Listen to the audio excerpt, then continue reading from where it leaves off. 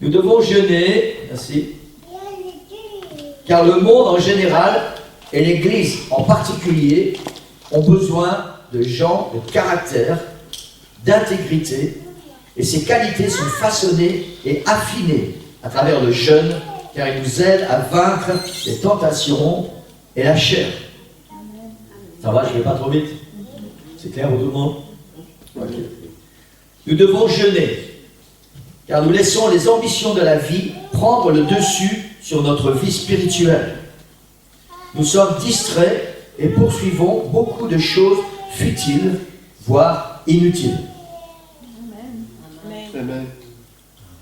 Nous devons jeûner, car nous avons besoin de connaître la volonté de Dieu pour notre vie. La majorité des décisions que nous prenons dans notre vie sont affectées par nos propres principes et valeurs, alors que nous devons opérer par la parole de Dieu. Nous devons jeûner, car notre corps peut en bénéficier. Nous avons une abondance de nourriture et de soins médicaux, mais cela ne signifie pas pour autant que nous sommes en bonne santé. Nous devons jeûner, car cela nous aide à combattre deux guerres.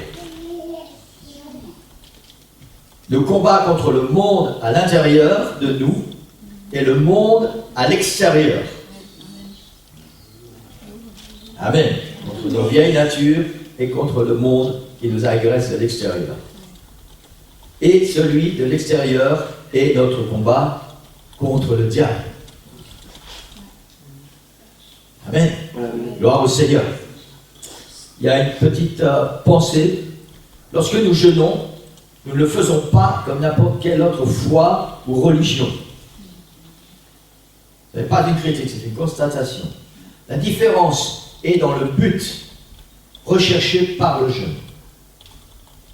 Par exemple, le jeûne de l'islam et l'hindouisme sont focalisés sur soi-même,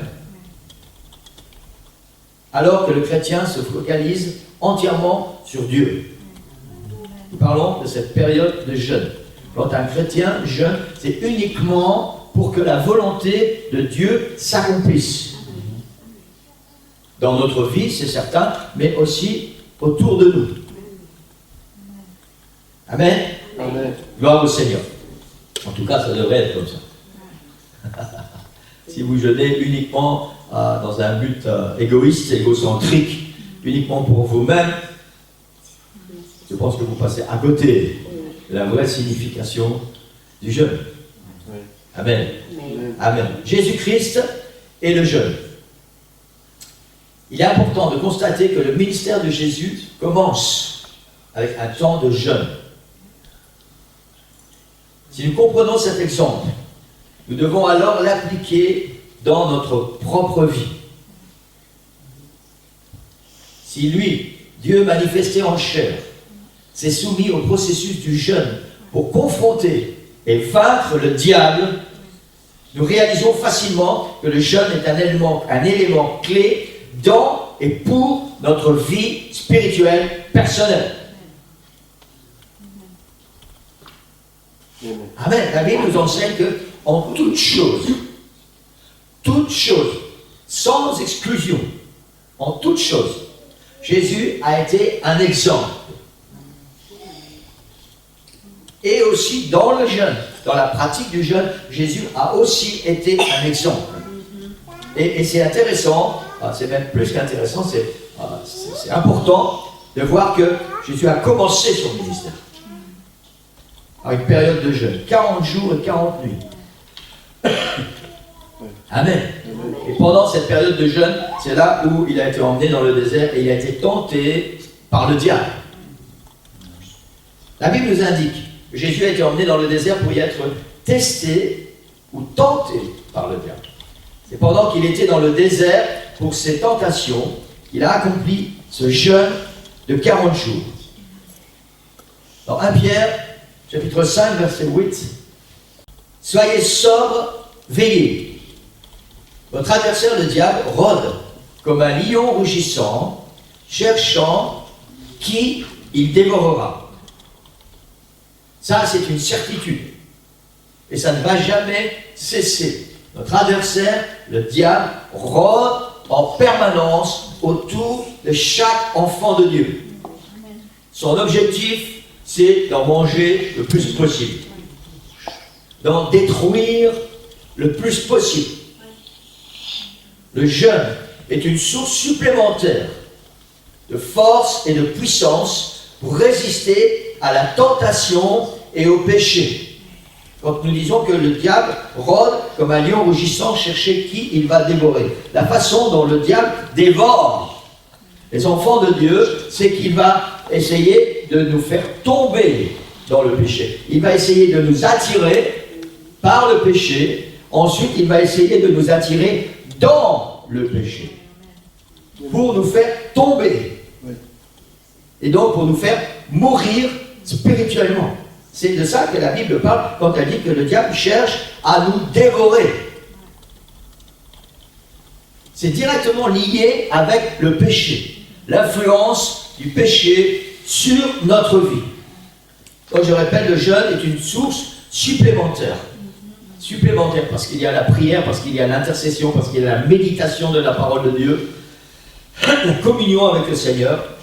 Le jeûne est une source supplémentaire de force et de puissance pour résister à la tentation et au péché, particulièrement quand les puissances démoniaques vont se focaliser sur nous.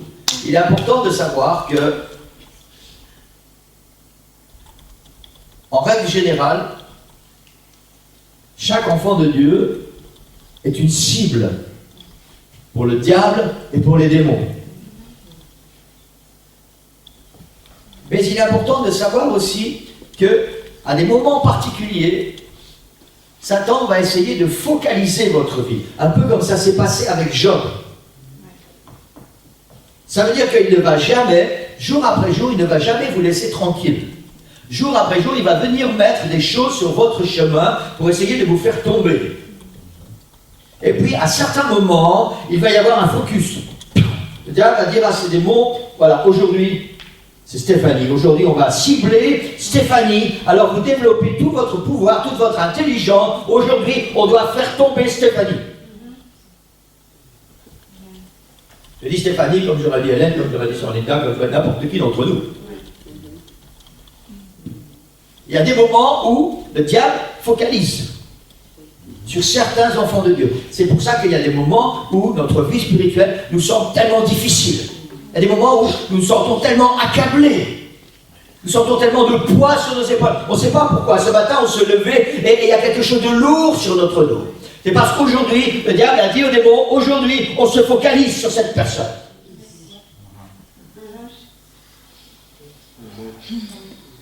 Et c'est pour ça que nous devons utiliser le jeûne. C'est une source supplémentaire, en particulier dans ces moments où nous sommes la cible privilégiée. Amen. Amen. Amen. Il ne faut pas croire, vous savez, parfois, certains chrétiens pensent que ouais, si je ne jeûne pas cette semaine, ou la semaine prochaine, je jeûnerai le mois prochain, ou je jeûnerai dans 6 mois, ou, on a besoin régulièrement, tout comme tu as besoin de te nourrir chaque jour, tout comme tu as besoin de boire, de t'abreuver chaque jour, tu as besoin de pratiquer le jeûne, la prière, l'intercession, la méditation chaque jour. Amen. Amen. Et en particulier, quand tu vas te lever le matin et que tu sens que aujourd'hui, ça va être difficile. Alors tu dois toi aussi te focaliser sur la présence du Seigneur. Dans la présence du Seigneur. Très important. Lorsque le diable s'est approché de Jésus, Jésus lui a répondu en citant les Écritures pour le confronter. On a parlé de l'étude et de la méditation de la parole du Seigneur. Jésus était dans cette période de 40 jours de jeûne en plein désert. Il était seul. Personne pour l'aider, pour l'encourager. Il devait, comment dire en Belgique, il devait tirer son plan. Et le diable choisit ce moment. Et le diable vient, et je ne vais pas entrer dans les détails de ses tentations, mais ce qui nous intéresse ce matin, c'est de savoir que Jésus a répondu en citant les Écritures. À la première tentation, Jésus répondit, il est écrit, l'homme ne vivra pas de pain seulement, mais de toute parole qui sort de la bouche de Dieu. À la tentation suivante, au verset 7, dans Matthieu 4, au verset 7, Jésus lui dit, il est encore écrit, tu ne tenteras pas le Seigneur ton Dieu. Et le diable continue à tenter le Seigneur Jésus. Et Jésus continue. Au verset 10, Jésus lui dit, retire-toi, Satan. Car il est écrit, tu adoreras le Seigneur ton Dieu et tu le serviras lui seul. Il y a dans ce verset quelque chose d'extrêmement puissant. D'abord, ici, cela nous prouve que Jésus a une connaissance des Écritures. C'est normal, me direz-vous, puisqu'il est Dieu et la Bible est inspirée par lui. Mais nous parlons aussi du Fils de l'homme, de la chair. Et n'oublions pas qu'on a dit tout à l'heure que Jésus a été pour nous, en toute chose, un exemple. C'est la raison pour laquelle il est important de connaître sa Bible. Il est important de lire la Bible et d'étudier la Bible et de méditer la Bible pour savoir ce qui est écrit et comment résister dans les moments de tentation.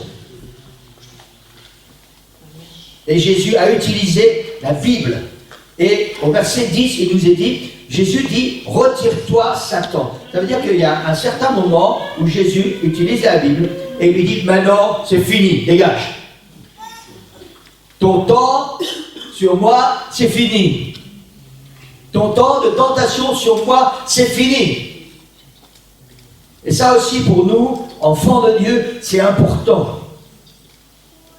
Il y a des moments où nous serons tentés. Il y a des moments où nous allons devoir repousser les assauts du diable avec la parole du Seigneur et avec la puissance et l'autorité que le Seigneur nous donne. Et il y a des moments, un moment qui doit arriver, où vous allez dire à Satan, maintenant, dégage. Amen. Amen. Fini maintenant. Ton temps est terminé. J'ai autre chose à faire que d'argumenter avec toi. J'ai à m'occuper du royaume de Dieu. Amen. Yes. Amen.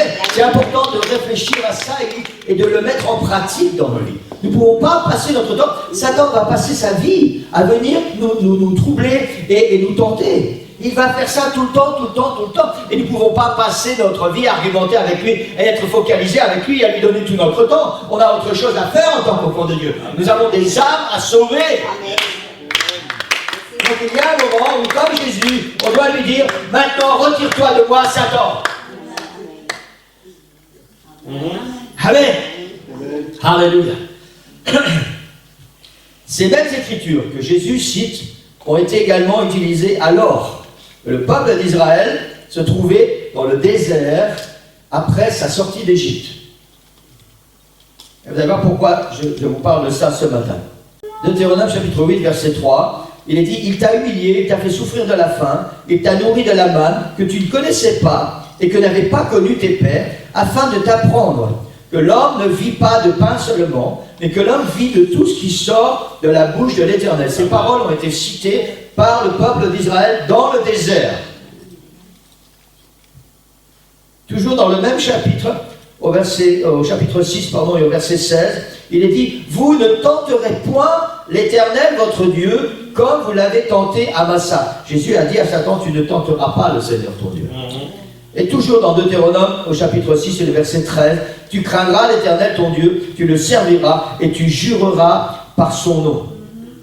Ces mêmes versets, ces mêmes phrases, ces mêmes mots que Jésus a utilisés pour combattre Satan ont été utilisés dans le désert pour et par le peuple de Dieu.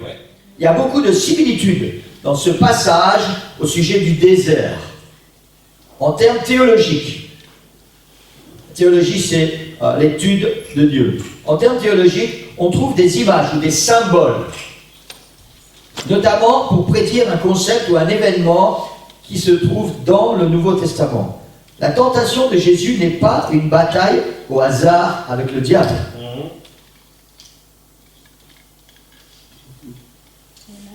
C'est pas quelque chose qui, voilà, c'est arrivé comme ça, Jésus va commencer son ministère et puis le diable dit, ah ben je dois l'arrêter là. Non, c'est pas un hasard. C'est quelque chose qui était prévu, c'est quelque chose qui devait s'accomplir.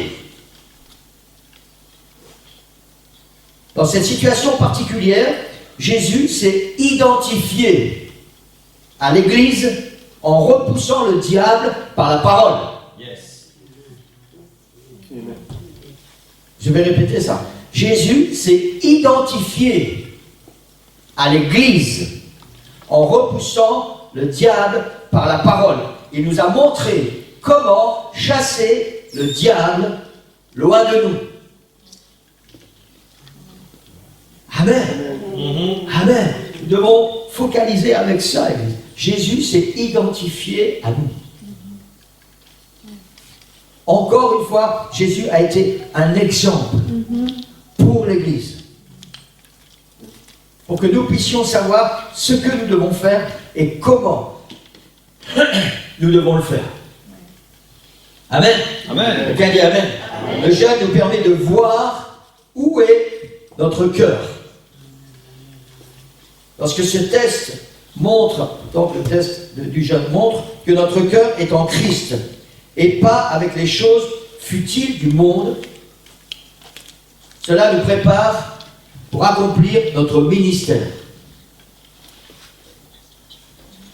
Nous avons parlé que dans les périodes de jeûne, le Seigneur parle à nos cœurs.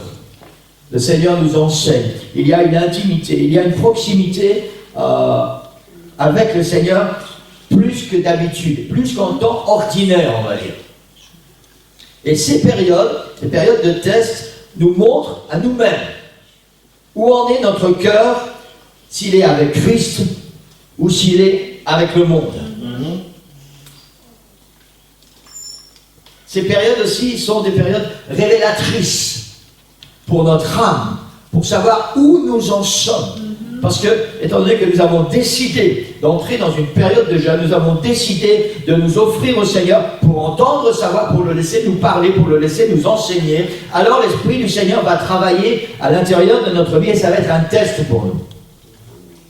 Et le Seigneur va nous révéler où est notre cœur. S'il est avec lui ou s'il est dans le monde. Ouais. Amen. Amen. Et ce test va nous préparer pour accomplir notre ministère. Et pour ça, nous devons avoir faim pour Dieu.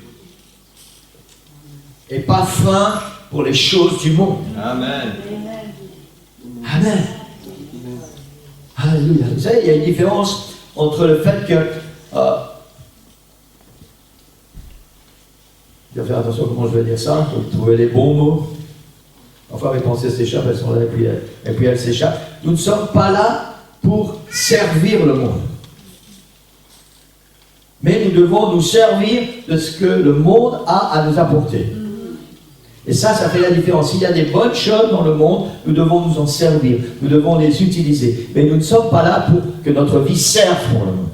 Je ne sais pas si vous captez la différence. Amen. Nous comprenons l'importance du jeûne dans le sens où celui-ci nous permet de nous rapprocher de Dieu. Nous vivons dans un monde qui est opposé au reniement de soi-même, mais qui préfère faire... Je recommence. Nous vivons dans un monde qui est opposé au reniement de soi-même, mais qui préfère faire preuve d'indulgence envers soi-même. Ça veut dire que la mentalité actuelle est que on ne doit pas comment je vais dire, se donner trop de fardeau, ni se priver de trop de choses. Et puis s'il y a des choses qui sont en nous qui ne sont pas bien, l'être humain a tendance à être indulgent envers soi-même. Et ça n'est pas du tout la volonté de Dieu. La formation et la transformation spirituelle sont fortifiées quand nous nous impliquons dans cette pratique du jeûne. Amen. Amen. Gloire au Seigneur. Et je termine avec ça. Le jeûne accomplit les choses suivantes. Si vous me voyez bouger comme ça, c'est parce qu'il y a le flash, les spots qui reflètent sur la feuille, et ça fait des lumières et je ne vois pas toujours bien comme il faut. Voilà, ça va être facile à mettre là. Le jeûne fortifie notre prière. En nous donnant le privilège du jeûne et de la prière, Dieu ajoute une arme puissante à notre armure spirituelle. Yes. Dans sa folie, son ignorance, l'Église a regardé le jeûne comme vieillot et obsolète. Elle l'a rangé dans un tiroir oublié et poussiéreux pendant des siècles. l'heure grave dans laquelle vit le monde et l'Église requiert de le ressortir de son tiroir. Le jeûne nous assiste dans notre recherche des directives de Dieu. Le jeûne est parfois une expression de chagrin. On détaillera ça un peu plus tard. Le jeûne nous aide à obtenir la délivrance et la protection. On peut jeûner pour exprimer notre repentance et notre retour vers Dieu. Le jeûne nous aide à rester humbles devant l'Éternel. Le jeûne est exprimé pour utiliser non, le jeûne est utilisé, pardon, c'est le contraire. Et pour moi, je suis un pauvre pécheur. Le jeûne est utilisé pour exprimer l'intérêt et faciliter l'œuvre du royaume de Dieu. Amen. Vous savez donc que tous les jeudis, nous avons journée de jeûne et prière. Et la première semaine complète du mois, nous avons 4 jours de jeûne et prière. Et le premier mois de l'année, nous avons 21 jours de jeûne et prière. Et nous allons continuer ça et peut-être même essayer d'ajouter d'autres choses. Parce que le jeûne, associé à la prière, associé à l'intercession, associé à la méditation, c'est la force, c'est la puissance du chrétien et de l'Église. Et c'est ce qui va nous aider à renverser les forteresses et aller conquérir cette ville et ce pays au nom du Seigneur Jésus-Christ. Amen.